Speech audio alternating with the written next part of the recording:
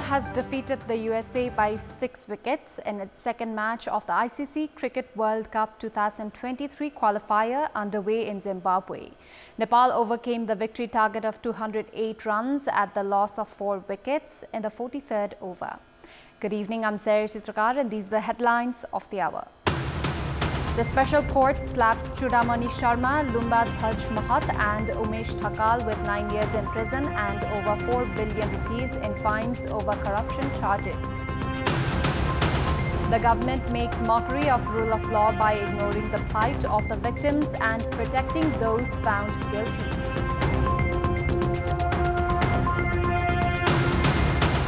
The trend of ministers blaming officials and vice versa continues unchanged.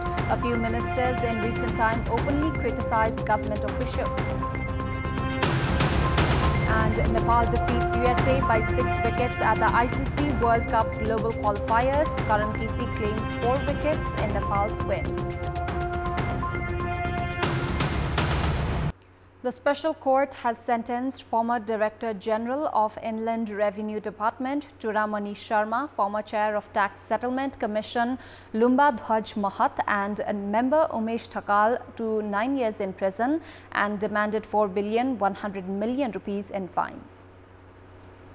The bench of Chair of Special Court Justice Shrikanta Paudel, including members Yamuna Bhattrai and Shaligram Koirala, found them guilty of corruption charges. Mahat has been handed 9 years, 1 month in prison, while Thakal and Sharma have been handed 9 years.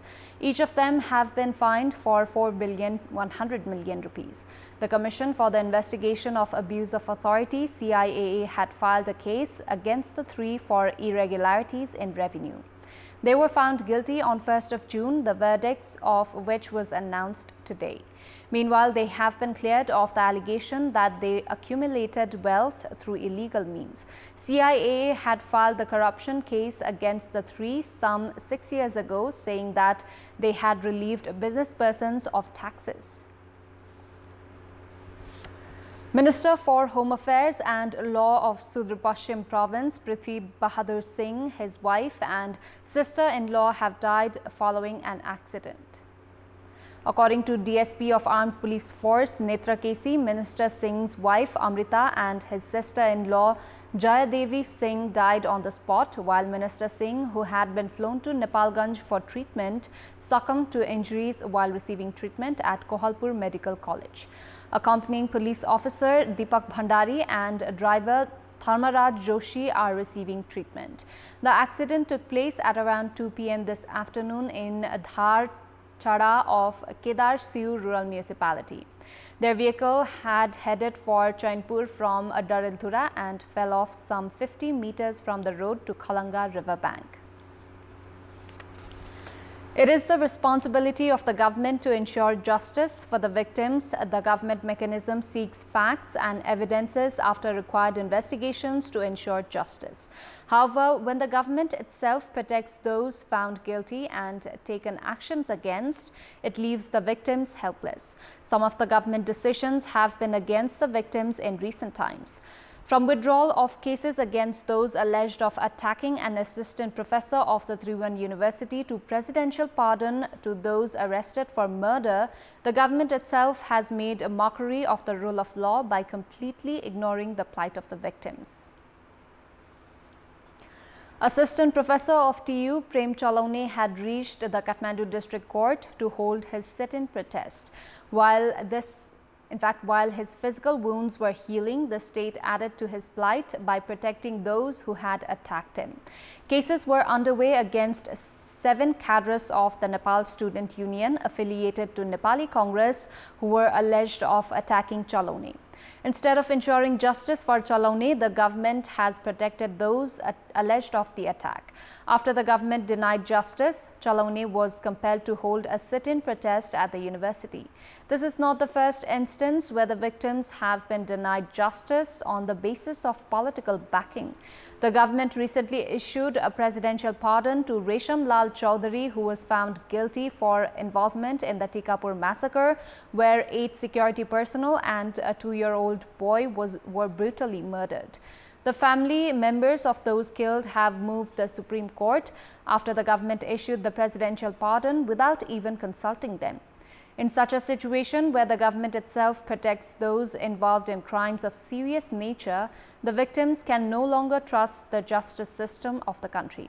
There are around 26,000 inmates in Nepal's jails. However, recent pardons issued on special occasions such as Republic Day and Constitution Day, among others, have been politically influenced. Of those receiving such pardons in the Nepali month of Jait, 12 had been arrested for murder. The constitution and existing laws have provisions for withdrawal of cases or pardons only on special conditions. However, such decisions must also consider justice for the victims. If pardons are issued to serve vested interest, such a practice will severely dent the public trust on the justice system and the government. Protection for those guilty and ignoring the plight of the victims will also raise questions on good governance and rule of law. The government has geared up to release 4 convicts involved in the Tikapur massacre on the occasion of the Constitution Day. One of the main accused, Resham Lal Chaudhary, who was serving jail term for his involvement in the Tikapur massacre on 24th August 2015, was issued a presidential pardon, while other convicts have been serving jail term. Nagarik Unmukti Party, which is currently in the government, has made efforts to release them. The party had urged the convicts to file an appeal to be acquitted. Resham Chaudhary had met Prime Minister Pushpakamal Dahal after he was released from jail and had urged the Premier to pardon the remaining convicts as well.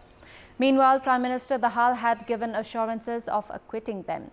3 perpetrators involved in the Tikapur massacre have been serving their jail term in Kailali, while 1 is in Pokhara. According to law, the government can acquit criminals under the recommendation of prison administration after they have served 40% of their prison term. The government has made preparations to acquit them, as all 4 perpetrators have served 8 years in jail. It is the responsibility of the bureaucracy to ensure effective implementation of the government policies and programs. However, the relationship between political leadership and government officials are discussed time and again. The trend of ministers blaming the officials and the officials blaming the ministers continues to exist. In recent time, a few ministers have been openly criticizing the government officials. Minister for Federal Affairs and General Administration Aman Lal Modi has been expressing his frustrations regarding the government officials not obeying his orders, not submitting the details and not going to places deployed. Several ministers have been sharing their grievances regarding the government officials applying pressure from higher ranking leaders for transfer and promotion, along with proposals for bribes. However, despite such claims of ministers, government officials have a contrasting opinion. Clash between political leaders and government officials is not a new story in Nepal. Back in the year 2067 BS, then Finance Minister Bharat Mohan Adhikari and Secretary Rameshwar Khanal had clashed. Then Forest Minister Agni Sapkota and Rameshwar Khanal also had differences on the topic of chure conservation. When Matrika Yadav was the Minister for Forest, he had locked Lalitpur's local development officer Dhandurraj Khimire inside a toilet. Then Minister for Tourism Prem Bahadur Ali verbally abused Nepal Airlines Corporation's Yuvraj Adhikari. Erstwhile State Minister for Agriculture Karima Begum had hit Parsa's Chief District Officer Durga Bhandari for sending an old vehicle to pick her up from airport. And in addition to the centre, such clashes between ministers and officials have also been reported in provinces. Then Sports Minister of Gandaki Province Rajiv Gurung had physically abused Information Officer Prakash Ojha. Then Finance Minister of Madhesh Bijay Kumar Yadav had slapped Secretary of Ministry of Industries Vidya Nath Jha. Government policies and programs cannot be efficiently implemented in absence of a cordial relationship between the political leaders and officials.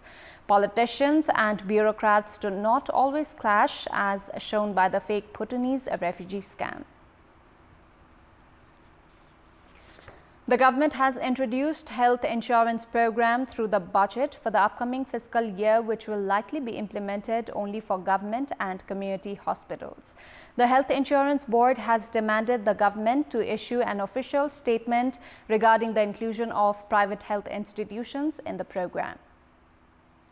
The board has demanded the government to clarify the contradicting provisions in the regulation and act of the budget for the upcoming fiscal year. The budget has introduced health insurance program including government, community and cooperative hospitals. However, according to the Health Insurance Act, private and teaching hospitals, nursing homes, polyclinics and clinics can implement such programs with the coordination of the board. There are a total of 460 government and private health institutions that has implemented the provision of health insurance. 15 out of the total 50 private health institutions scrapped the insurance program last year. The government last year had withdrawn the insurance program for private health institutions, citing their failure to formulate clear regulations and to make payments on time. The Ministry of Health also seems unclear at the moment regarding this provision. Only 7 million people have been involved in the health insurance program, which was started in the year 2072 of the Nepali calendar, while the rate of renewal is limited to 30%. The Health Insurance Board's failure to make people aware about the importance of health insurance and the complications faced during the process has left the service seekers dissatisfied. In our Public Voice segment, today we have asked in several provinces what should be done to make health insurance more effective. Let's take a look at what they had to say. Public Voice. जुनै पनि ठाउँमा चाहिँ विभिन्न हस्पिटलहरुमा चाहिँ बीमा लागू गरिदियो भनेदेखि अनि त्यसपछि चाहिँ यो भिडभाडहरु कम्ती हुने हस्पिटलमा पनि अनि सबैले सुविधाहरु पनि आनन्दले पाउने त्यो हुन्छ। स्वास्थ्य बीमा चाहिँ यो सरकारी हस्पिटलमा मात्रै लागू हुन्छ, यो प्राइभेट हस्पिटलहरुमा पनि लागू हुनु पर्यो। सुगर जस्ता बिरामीहरु, क्यान्सर जस्ता बिरामीहरुको लागि पनि औषधिको केही व्यवस्थापन गर्ने। स्वास्थ्य बीमा गरे बापत कति सेवा पाउने हो, त्यो सेवा पूर्ण रूपमा पाउनु पर्छ। 80% दबाई पाइएछ, 20% कमै छ। पैसा आज हामीले तिरेको हुन्छ, अब हामीले सुविधा चाहिँ 3 महिना पछाडी मात्रै पाउँछौं।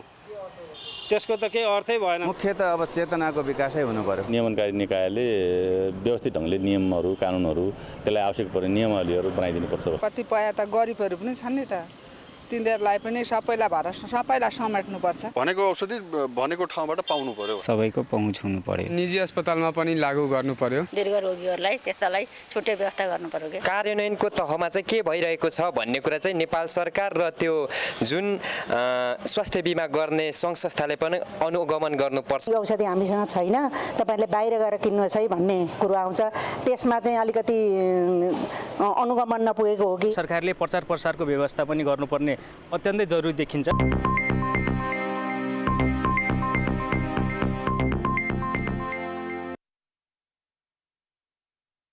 Text us with your opinion. Public Pulse.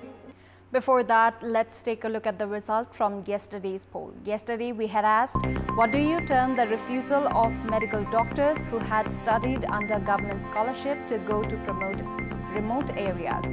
21% voted for A, feeble monitoring, 41% for B, lack of accountability, and 38% for C, no facilities. And here's today's question.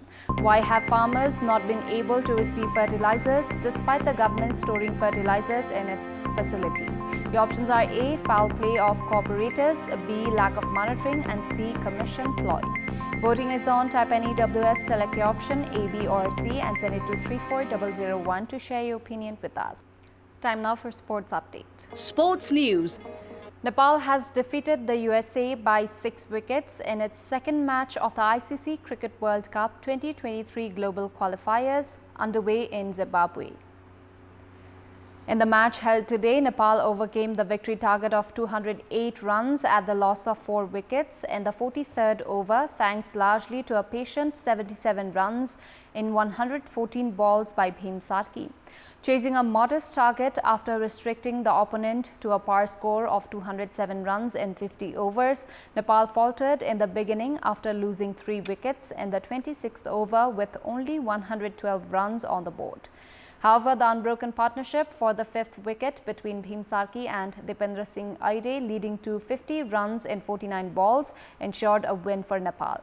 Kushal Bhutel also contributed 39 runs, while Asif Sheikh, captain Rohit Paudel and Kushal Malla scored 12, 16 and 13 runs respectively. Earlier, electing to field first after winning the toss, Nepal restricted the USA to 207 runs in the stipulated 50 overs. Karan Casey was the pick of the bowlers, who took 4 wickets for 33 runs in 9 overs with 3 maiden. It also earned him the Player of the Match award. Gulshan Jha took 3 wickets, while Dipendra Singh Aire took 2 and Lalit Rajbangshi took 1. After a poor start, USA managed to get to a respectable score with a brisk century by Shayan Jahangir, who scored 100 runs in just 79 balls, including 3 6 and 10 fours. Jahangir was one of the only 4 batsmen who scored in double figures for the USA. This is Nepal's first win in the qualifier after losing the opening match to host Zimbabwe by 8 wickets. Nepal will now play against the West Indies on June 22nd. The Netherlands is the 5th team in Group A, including Nepal. Host Zimbabwe leads the point table with 4 points, while West Indies is in the 2nd position with 2 points, while Nepal is in the 3rd position with 2 points as well.